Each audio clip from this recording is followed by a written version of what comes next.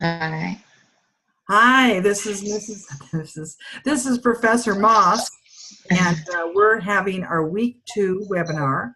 And the topic of week 2 is all about the selfie era. The selfie era Something. is fantastic, and I think that we all take selfies, but we've never really read about selfies or analyzed why people take selfies and what message they really have when they're taking selfies.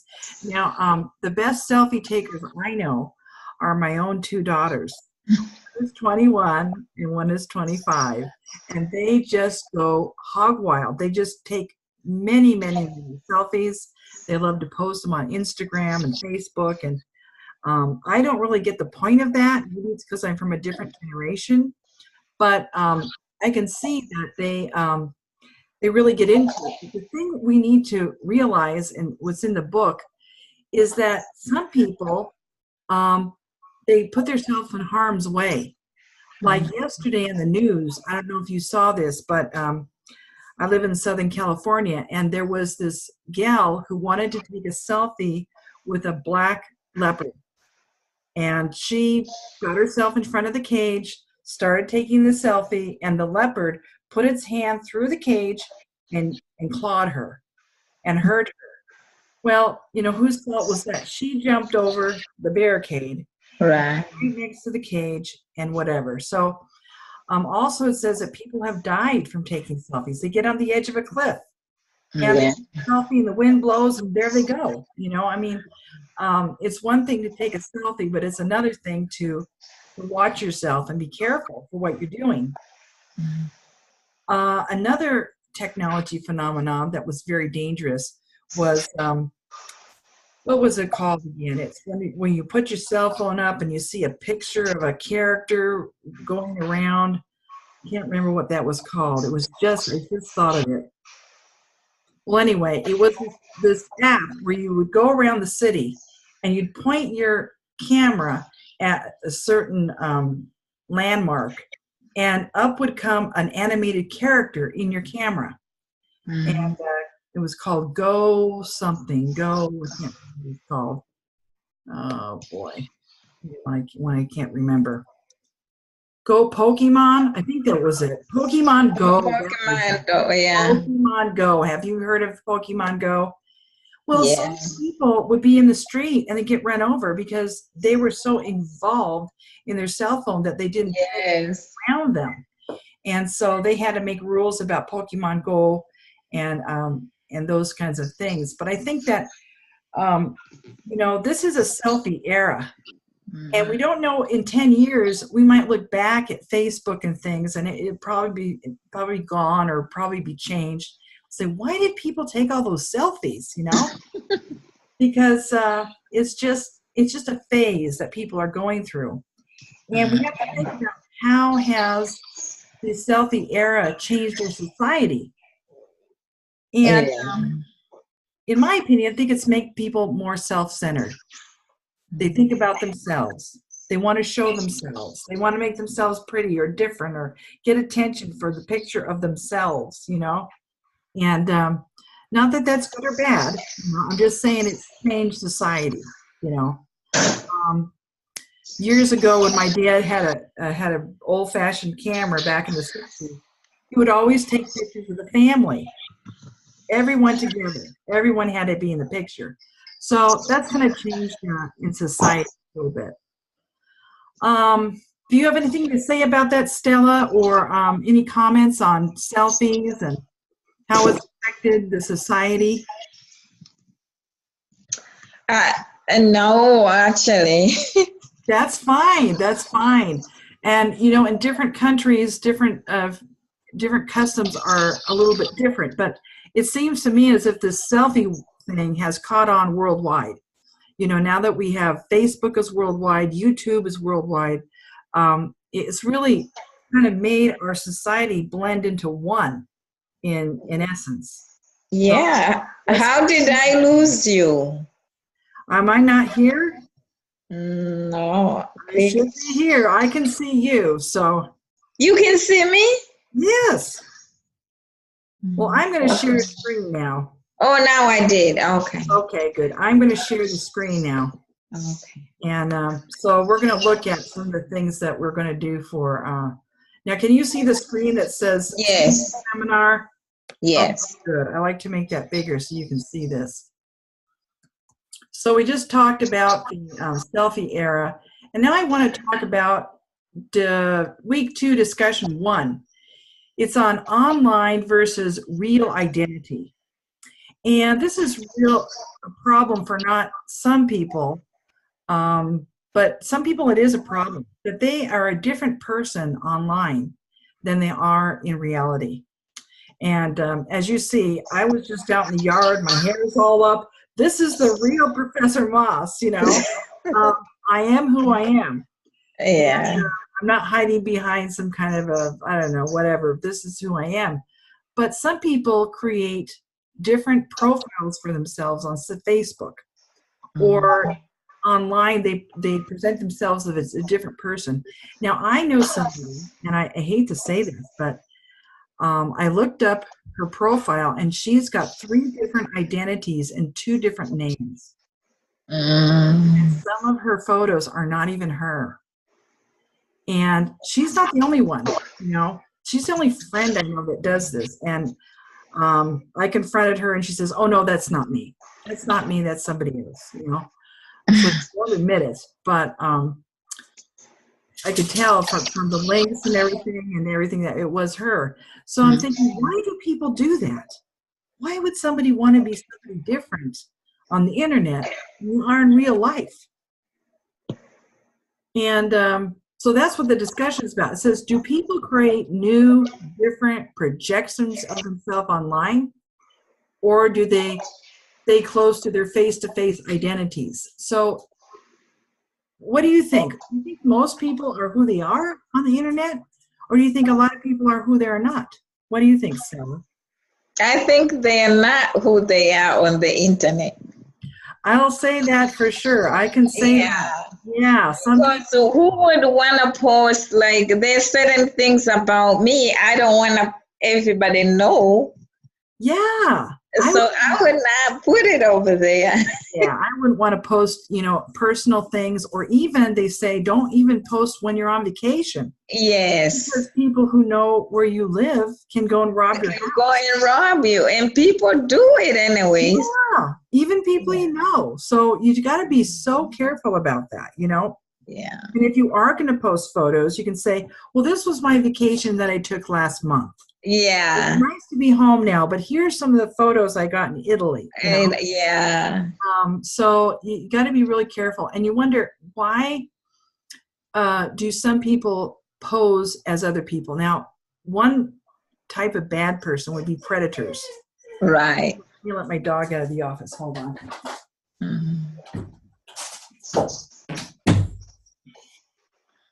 My dog, if my dog hears some food going on outside with my husband or my son, my dog wants to go get the food. He doesn't want to be.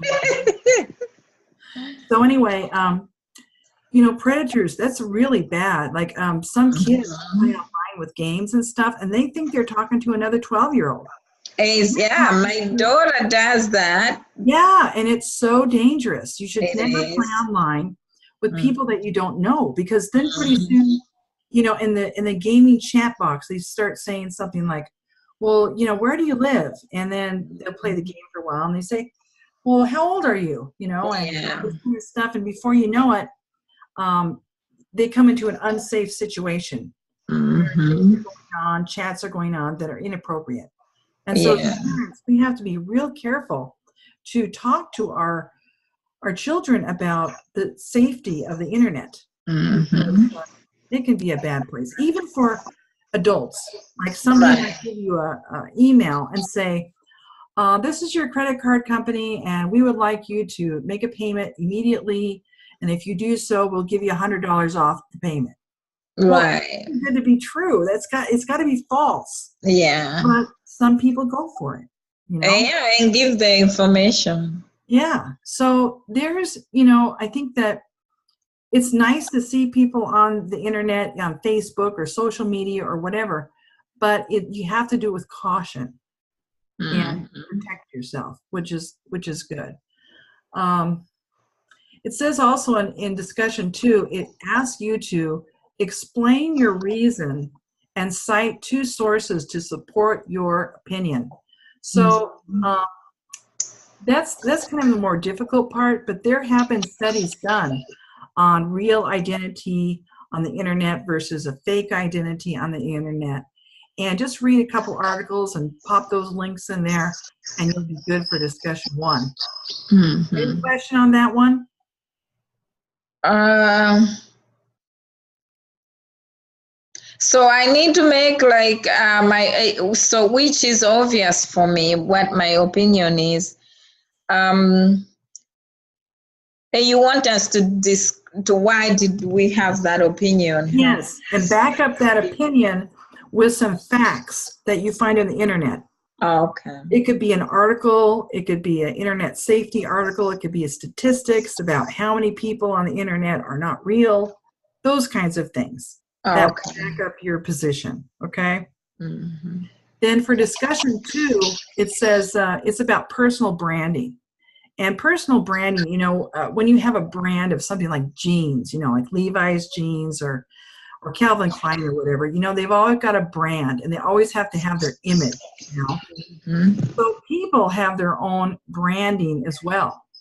And it says, the question is, having a strong, specific personal brand is more necessary in the digital era than in the pre-digital era. So how you come across on the internet, it matters now because we have the internet.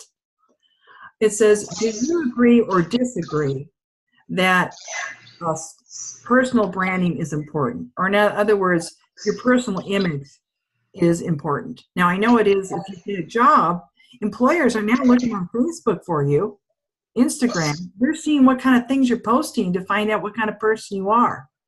Mm-hmm. It says, how important is branding to create a professional identity? How about a personal identity? Is branding useful when launching a job search? It says, explain your reason and cite at least two sources to support your reason. So say if you thought, yeah, I think that you have to have, if you want to be a good person and portray yourself as a good person, you have to have a good personal identity. And then find some sources or articles that say, yeah, if professionals are only going to employ people that have a good, positive identity on the internet. Okay. Now, if you ask my daughters like 5 years ago, they said, "Oh, Mom, it doesn't matter what I post. No one's ever going to read it, or nobody, and whatever." And now they're like, "Mom, how do I get that off the internet? Yeah. This is a picture, and I don't want my employer to see it. How do I make that disappear?" And so it's funny how at first, teenagers are they think they're indestructible. They can do anything and nothing will harm them. Exactly. It's And so scary. yes, and once they get older, they realize, oh boy, maybe I better think about what I've posted. I Mm-hmm. think adults were that way too. When the internet first came out and social media and things, they didn't care. They just posted anything. Nobody's going to read it. But now they Yeah. have all these ways to index everything that one person says, and they have all these. It's called like big data. They take Mm-hmm. statistics on people. So that's really so sad. Mm-hmm. Do you have any comments on that, Stella, about personal branding and identity and how that affects a job search and those kinds of things? Yeah, I mean, it does affect a lot of people. Even looking at the politicians, Oh, yes. it follows them. They did this in college. Yes. That's like 20 years ago, before we even start this. So it is important to brand yourself, but also know what you're doing while you're branding yourself. That's right. That's right. Yeah. And what is it that you want to gain? Most people have Facebook. It's open to public. Some people choose to have, like mine is close to my friends. Yes. It's not open to public because I have nothing to tell the public. That's good. It's just family and friends. I just want to keep up with my mom and everybody in Africa and my cousins and stuff. So, Right. I mean, if anybody will pull it up, it'll be just like nothing really, just updates. Or where we went here, oh, this competition went well for my daughter, or this did this. It's nothing that they can say, oh my God, what is she doing? Like, I go out and I'm with friends drinking, whatever. I'm not going to post none of that. Right. That's good. That's And good. I do not have friends. I don't have friends from work unless if I resign the job, then I accept them. Because there was a time where my friend and I went somewhere and she had a friend on Facebook. So we post the pictures. She ended up getting fired because of the reason she gave them. Yeah.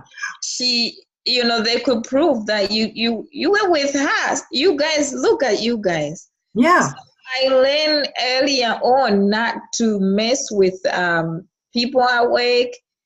Anybody who can put me in a position where I'm going to regret posting a picture. Right. Right. Yeah. That's really good that you thought about that. Now, Yeah. that brings to mind a funny situation that happened to me 10 years ago when my daughters were really young. They actually posted a party invitation and wanted people to come to our house. No. And you would not believe there were dozens and dozens of cars. My husband was outside telling everyone there is not a party here.